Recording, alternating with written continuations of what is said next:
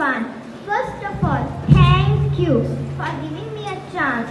This is very honorable for me. My name is Pinka Sharma of class 4 from Guru Gobind Singh Public School, Ludhiana. I am going to recite a poem of Mother Nature. I hope you all will listen it carefully.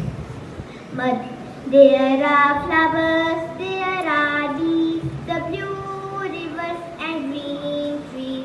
They rumble, they swine, they birds when the touch of cool breeze fall on our tender skin. We know Mother Nature calling out to us. Mother Nature we care, Mother Nature we share. All the bounty of love that you gave, we will keep our rivers clean.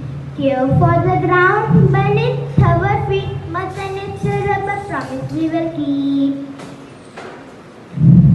The hummingbirds on the tree and the school of fishes in the sea. What wonder of nature I can see.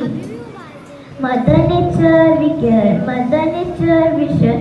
All the bounty of love that you gave, we will keep our rivers clean. Care for the ground beneath our feet, Mother Nature a promise we will keep. Mother Nature we care for you, Mother Nature we care for you. Mother Nature we care for you, Mother Nature we care for you. Thank